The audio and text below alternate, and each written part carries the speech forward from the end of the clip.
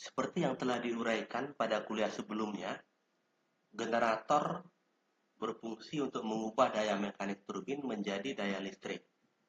Dua jenis generator yang paling sering digunakan pada pembangkit listrik tenaga arus laut adalah generator sinkron magnet permanen dan generator induksi rotor sangkar.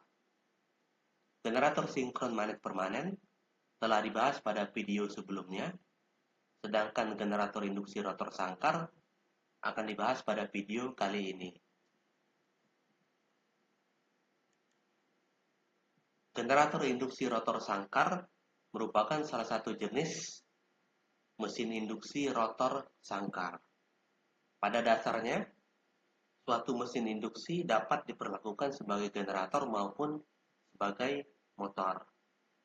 Motor induksi merupakan jenis motor listrik yang paling populer dibandingkan dengan jenis motor listrik lainnya.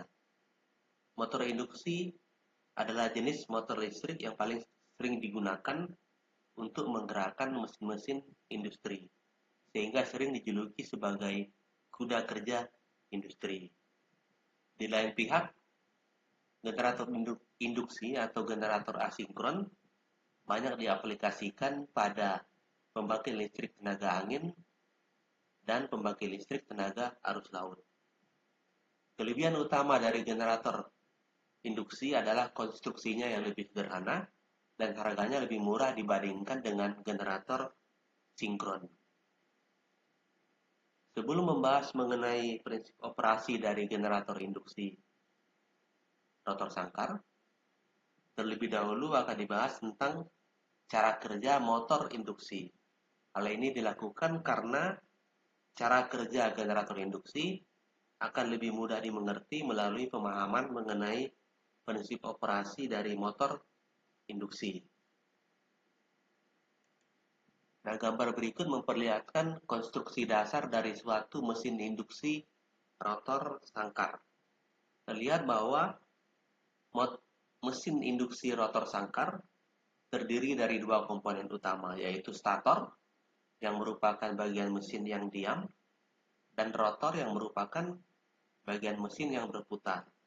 Nah, kedua bagian ini dipisahkan oleh suatu celah udara yang sangat kecil yang berukuran 0,4 sampai 4 mm.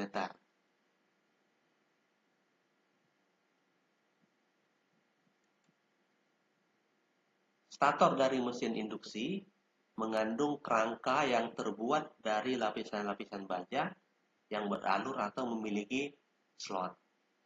Nah, pada alur atau slot ini, konduktor-konduktor yang biasanya terbuat dari tembaga dililitkan sehingga membentuk yang namanya coil atau kumparan-kumparan stator, seperti pada gambar.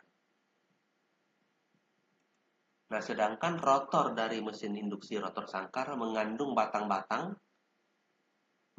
yang terbuat dari tembaga atau aluminium yang diletakkan dalam alur atau slot rotor. Nah, batang-batang ini kedua ujungnya dihubung singkatkan, seperti pada gambar. Jadi di sini kedua ujung batang itu dihubung singkat.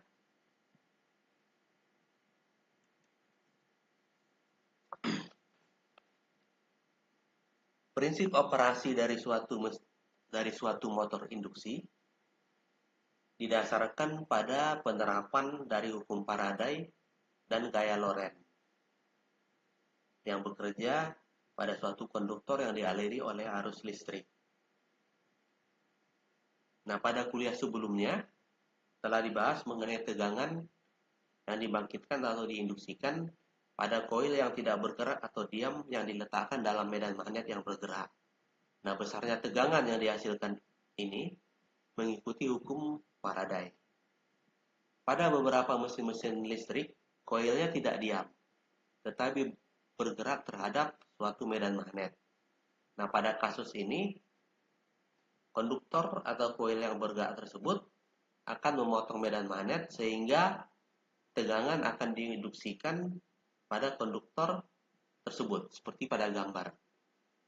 Nah, pada gambar terlihat bahwa jika koil diputar, jika koil diputar, maka tegangan akan dihasilkan pada koil tersebut.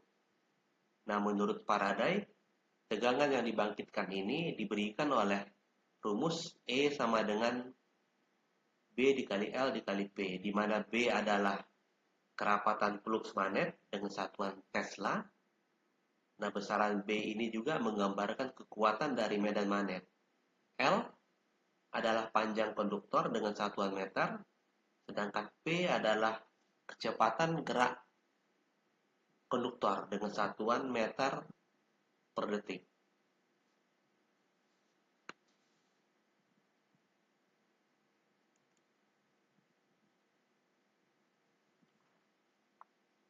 Nah, animasi berikut memperlihatkan suatu konduktor atau koil yang diletakkan dalam medan magnet. Bila koil tersebut digerakkan atau diputar, tegangan akan dibangkitkan pada koil tersebut sehingga lampu menyala. Bila koil tidak bergerak atau diam, tegangan akan nol dan lampu tidak menyala. Jadi di sini terlihat bahwa jika koilnya diam, maka tidak ada tegangan dan lampunya tidak menyala.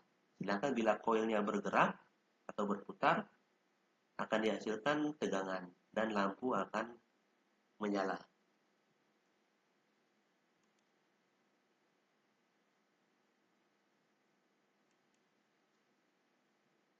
Nah, bila konduktor yang dialiri arus listrik diletakkan dalam suatu medan magnet, konduktor tersebut akan bergerak akibat adanya gaya yang bekerja pada konduktor tersebut. Nah, gaya yang bekerja pada konduktor berarus yang diletakkan dalam medan magnet ini dikenal sebagai gaya Lorentz. Nah, timbulnya gaya ini dapat dijelaskan sebagai berikut. Pada gambar A memperlihatkan suatu konduktor berarus yang diletakkan dalam medan magnet yang berasal dari magnet permanen. Nah, telah diketahui bahwa konduktor yang dialiri arus listrik akan menimbulkan medan magnet di sekeliling konduktor tersebut. Nah, pada gambar dimisalkan bahwa arah arus konduktor adalah menjauhi mata. Dan medan magnet yang dihasilkan oleh arus listrik tersebut berbentuk lingkaran searah perputaran jarum jam. Nah, pada gambar juga diperlihatkan medan magnet yang dihasilkan oleh magnet permanen. Nah, arah medan yang dihasilkan oleh magnet ini adalah horizontal ke arah kanan, sedangkan arah medan yang dihasilkan arus konduktor adalah melingkar. Nah, kombinasi dari medan akibat arus konduktor dan magnet permanen akan menghasilkan medan seperti yang diperlihatkan pada gambar B.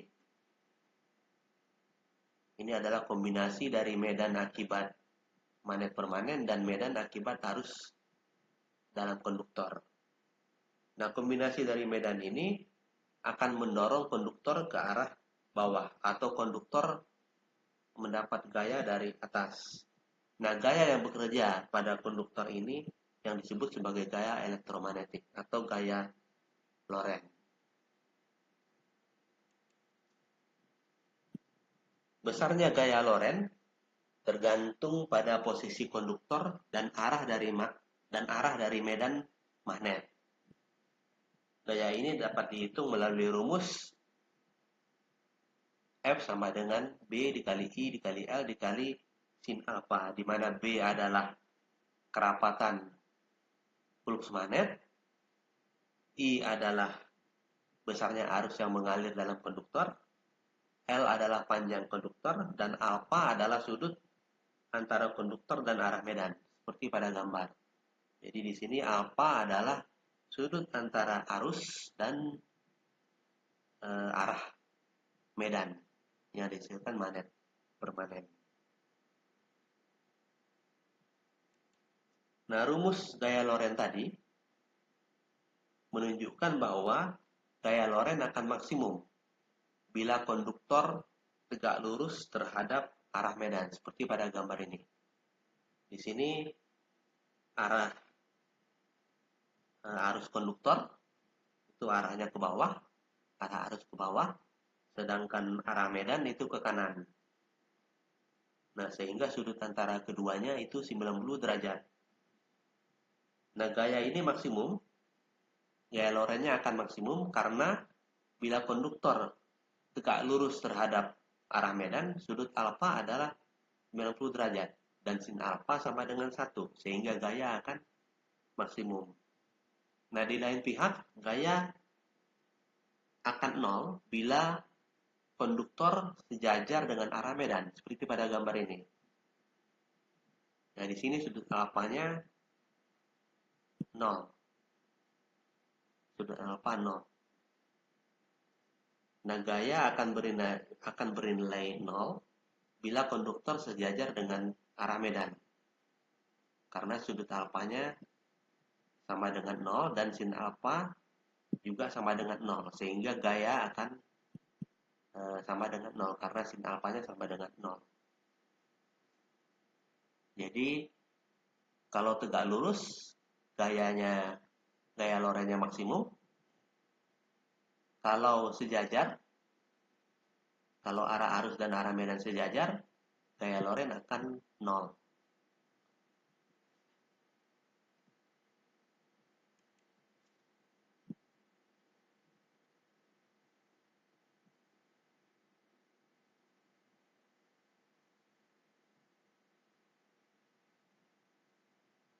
Nah, animasi berikut memperlihatkan konduktor berarus yang diletakkan dalam suatu medan magnet.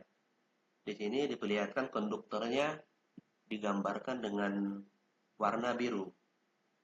Nah, kombinasi dari medan akibat arus dalam konduktor dan medan yang berasal dari medan magnet akan mendorong konduktor ke arah atas. Jadi ini terlihat bahwa konduktornya itu seolah-olah terdorong ke arah atas atau mendapat gaya dari bawah. Nah, ini yang disebut sebagai gaya Lorentz.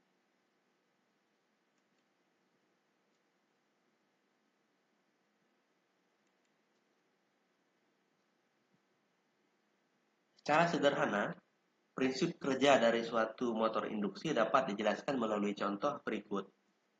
Nah, misalkan terdapat sekumpulan konduktor dengan panjang L. Di sini diperlihatkan ada 4 buah konduktor, ya. Konduktor 1, konduktor 2, konduktor 3, konduktor 4, konduktor 5, ya, ada 5 konduktor.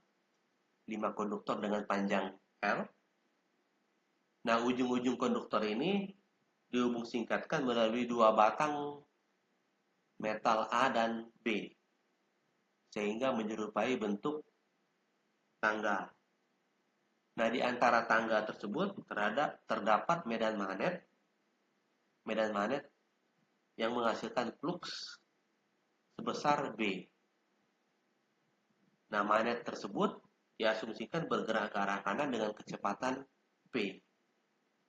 Nah, pada contoh ini, urutan-urutan peristiwa yang terjadi adalah sebagai berikut.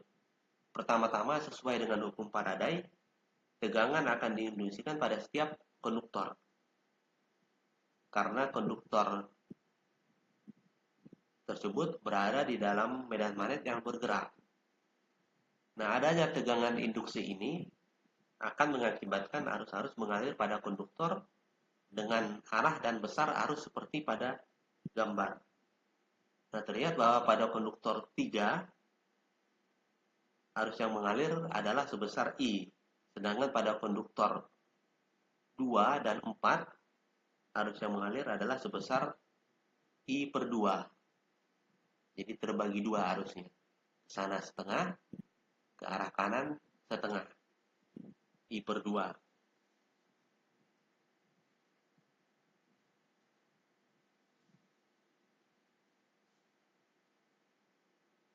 Nah, oleh karena konduktor tersebut berada di dalam medan magnet dan konduktornya dialiri arus, maka gaya Lorentz akan bekerja pada konduktor tersebut. Nah, selanjutnya gaya Lorentz ini akan menyebabkan konduktor bergerak searah dengan arah medan magnet atau bergerak ke kanan searah dengan medan magnet. Nah, bergeraknya konduktor akibat gaya Lorentz ini menyebabkan konduktor tersebut seolah-olah ditarik atau diseret oleh medan magnet permanen.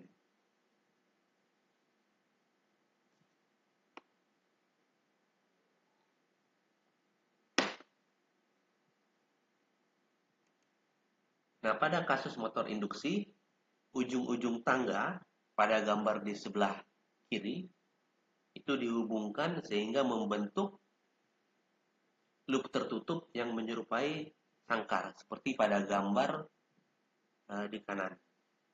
Lebih lanjut untuk kasus motor induksi, medan magnet bergerak di sebelah kiri itu digantikan oleh yang namanya medan putar. Nah, sesuai dengan namanya, medan putar merupakan medan magnet yang bergerak dengan arah memutar.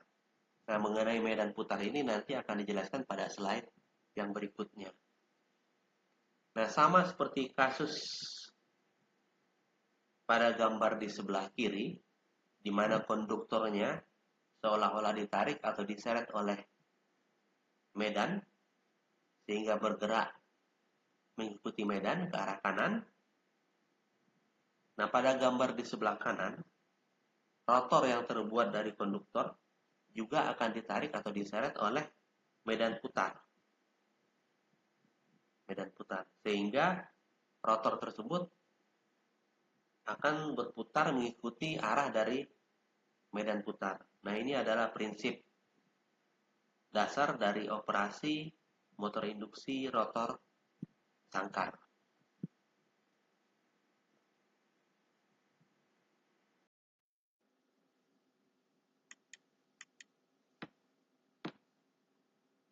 Berikut adalah penjelasan mengenai medan putar. Gambar di sebelah kiri adalah motor induksi 3 pasa. Motor ini dihubungkan pada sumber tegangan 3 pasa atau generator AC 3 pasa. Oleh karena belitan stator dihubungkan pada sumber tegangan 3 pasa, maka arus-arus 3 pasa akan mengalir pada belitan stator tersebut. Adanya arus pada belitan-belitan stator mengakibatkan timbulnya medan-medan magnet di sekitar belitan-belitan stator tersebut. Ingat bahwa medan magnet akan timbul di sekitar konduktor yang dialiri oleh arus listrik. Nah, oleh karena belitan-belitan stator pada motor induksi 3 pasa terpisah sejauh 120 derajat, maka resultan atau gabungan medan-medan yang dihasilkan oleh arus-arus 3 pasa tersebut adalah seperti yang diperlihatkan pada gambar di sebelah kanan. Nah, terlihat bahwa pada T sama dengan 1, gabungan medan-medan magnet tersebut akan menghasilkan medan dengan arah ke timur. Nah, ini adalah resultan medan yang dihasilkan oleh arus stator pada saat T sama dengan 1. Sedangkan pada saat T sama dengan 2, gabungan medan tersebut akan memiliki arah ke arah tenggara. Ini pada saat T sama dengan 2. Arah medannya atau arah gabungan medannya itu arahnya ke tenggara. Pada saat T sama dengan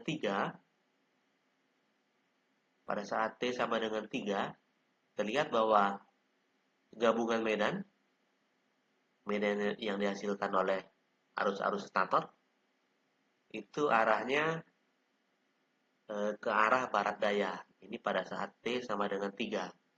Sedangkan pada saat T sama dengan 4, arah medannya adalah ke barat.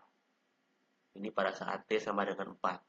Pada saat T sama dengan 5, arah medannya itu adalah ke barat laut. Ini pada saat T sama dengan 5. Pada saat T sama dengan 6, resultan medan yang dihasilkan oleh arus-arus stator itu arah medannya ke timur laut. Ini pada saat T sama dengan 6. Nah, pada T sama dengan 7, arahnya adalah sama seperti pada saat T sama dengan 1, yaitu arah medannya ke arah timur. Nah, dengan demikian terlihat bahwa medan yang dihasilkan akan bergerak dengan arah memutar. Nah, inilah yang menjadi alasan kenapa disebut sebagai medan putar. Nah, pada slide ini terlihat bahwa medan yang dihasilkan tersebut berputar dengan arah searah dengan putaran jarum jam. Ini arah dari medan putarnya. Jadi searah dengan putaran jarum jam.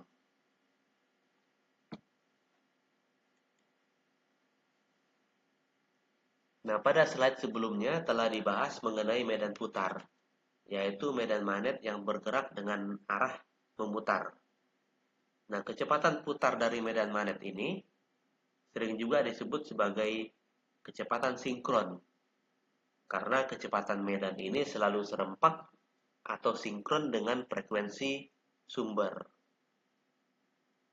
Kecepatan sinkron dapat dihitung melalui rumus berikut. Jadi di sini kecepatan sinkron disimbolkan dengan Ns, ini sama dengan 60 dikali F dibagi dengan P, di mana F-nya itu adalah frekuensi dari tegangan sumber dalam Hertz, sedangkan P-nya adalah jumlah pasang kutub dari motor induksi.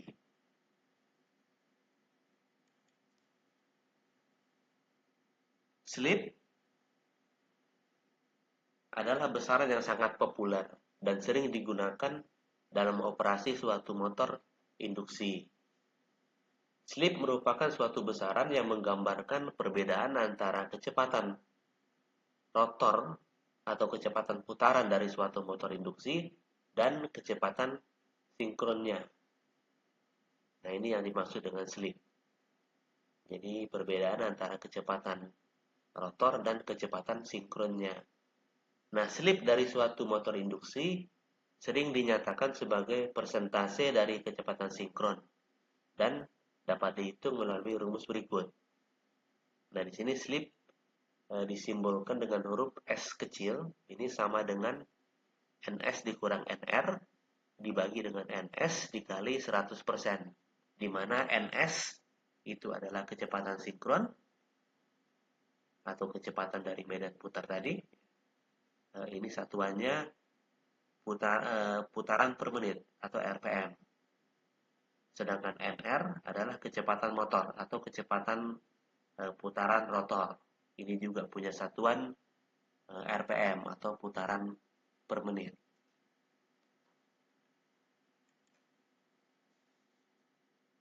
Nah, pada teori motor induksi dikenal juga yang namanya torsi. Torsi adalah gaya pemutar yang dihasilkan oleh suatu motor induksi. Semakin besar torsi yang dihasilkan motor, maka kemampuan motor dalam memutar beban juga akan semakin besar. Torsi dari suatu motor induksi tergantung pada kecepatannya. Namun hubungan antara torsi dan kecepatan ini cukup rumit dan tidak dapat dinyatakan melalui satu persamaan sederhana. Hubungan antara torsi dan kecepatan motor induksi sering dinyatakan melalui kurva torsi kecepatan, seperti pada gambar berikut. Nah, pada kurva torsi, sumbu horizontal adalah kecepatan motor, sedangkan sumbu vertikal adalah torsi motor. Nah, pada daerah operasi stabil, daerah ini daerah operasi stabil, motor memikul beban dengan torsi di sekitar torsi nominal atau torsi di mana motor tersebut didesain untuk beroperasi secara kontinu atau terus-menerus. Nah, pada kondisi ini kecepatan motor berada pada kecepatan di sekitar nilai rating atau nilai nominalnya. Ini pada daerah stabil. Jadi kecepatan motor itu biasanya berada pada kecepatan di sekitar nilai ratingnya atau nilai nominalnya. Nah, bila torsi dinaikkan atau beban motor semakin berat, maka kecepatan motor akan turun. Nah, jika torsi dinaikkan sampai melewati torsi maksimum, maka motor akan berhenti secara mendadak atau kecepatannya sama dengan 0. Di lain pihak, jika torsi motor berkurang atau beban motornya itu semakin ringan, maka kecepatan motor akan naik. Nah, bila torsi ini terus dikurangi atau terus dikurangi sampai 0, atau motor dalam keadaan tanpa beban, maka kecepatan motor akan mendekati kecepatan sinkronnya.